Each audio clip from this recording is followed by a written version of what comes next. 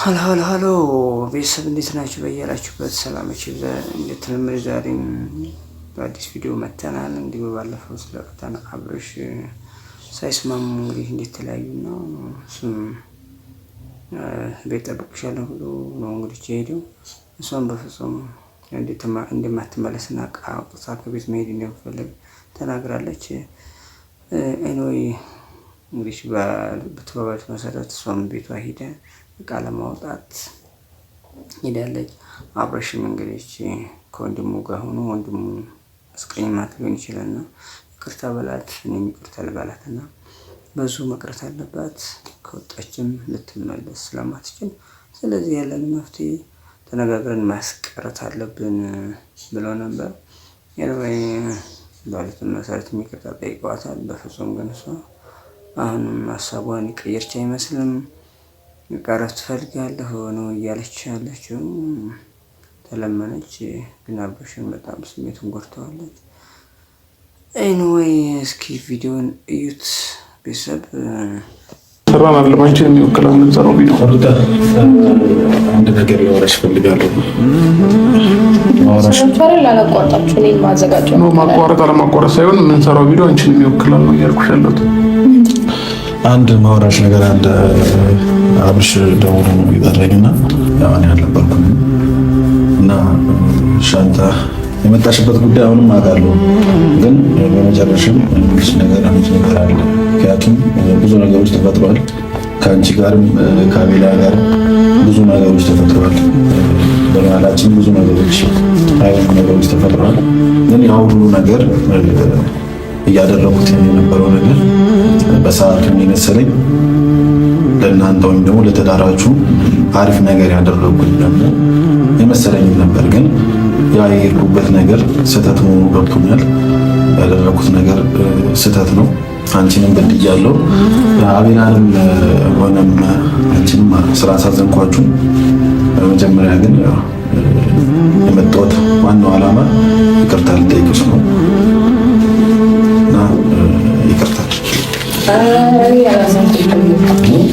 አላዘንኩብህም፣ ግን ያው ሰው እስኪነገር የሚጠብቅ አላውቅም ደረጃ ስላለ አይደለም ማለት የነበረ ብዙ ነገሮችን ስትናገር ማገናዘብ ነበረብን።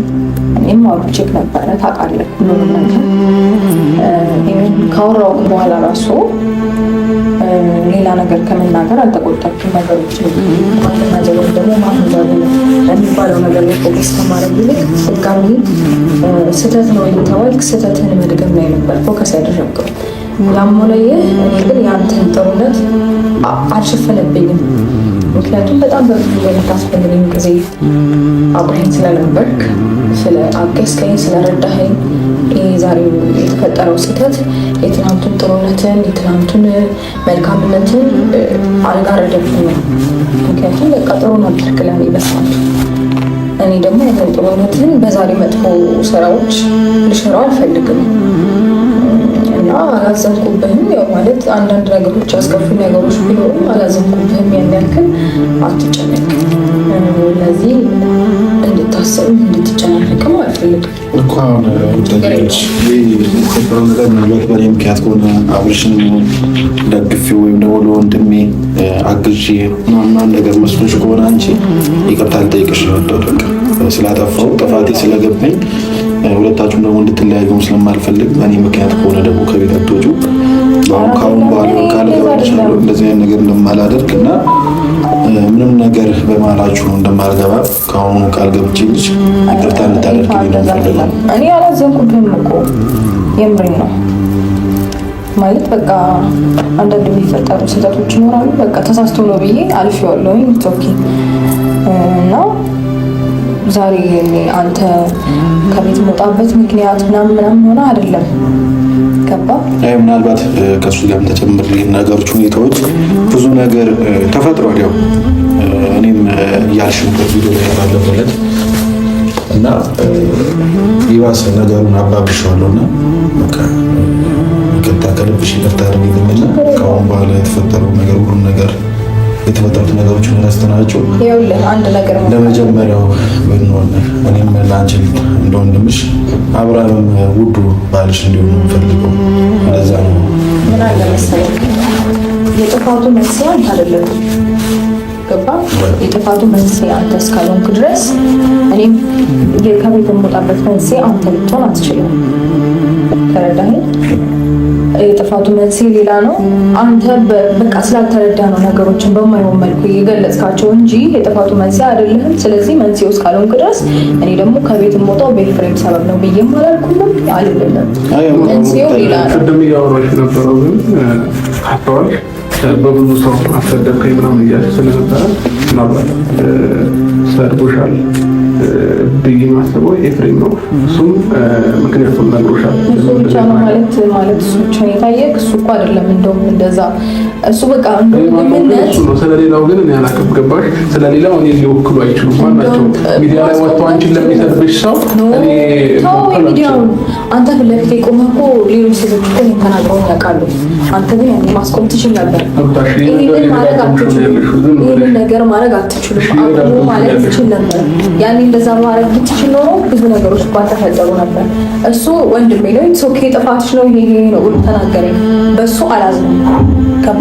እሺ ዳግመኛ አምጥቼ የሰደበሽን ሴት እንደገና አገናኝቼ ይቅርታ ልጠይቅ አልፈልግም። እና ታዲያ አሁን ወጣየላችሁ መጣችሁ ተጋጨ ቅድም ኦልሬዲ ሁሉንም ነገር እኮ አውርተን ጨርሰናል ብለን አሁን ጨርሰናል። ወደ ኋላ እንድትመለሽ አልፈልግም። አሁን ወደ ኋላ ተመለሰሽ ይሄ እንድትይኝ ሳይሆን አላዘንኩበትም እኮ አልኩኝ። እሱ አዳምጪኝ። እኔ የሚያጠፋሁብሽ ነገር ካለ አሁን ቢሆን ከልቤ ይቅርታ እየጠየኩሽ ነው ያለው። እኔ እዚሁ እንድትወኝ ነው ፈልገው መተሽ ልብስ እንድትወስድ የቀረሽን ሳይሆን አንቺ እዚሁ እንድትወኝ ነው ፍላጎቴ ማለት ነው። ስለዚህ የቀረሽን ልብስ ሄደሽ ይዘሽ መምጣት እንጂ ማሰብ ያለብሽ አሁን እንደገና እዚህ ያለሽ እንትን ይዘሽ ለመውጣት አይደለም። ስለዚህ ሁለታችን ያጠፋነው ነገር ካለ ይቅርታ፣ ከይቅርታ በላይ ደግሞ ምንም ነገር የለም። አሁን ዋና እሱን የጠራሁበት ምክንያት ለዚህ ነው እንጂ ብቻዬን ጠብቅሽ ነበር። ጠብቅሻለሁ ያልኩትም ለዛ ነው።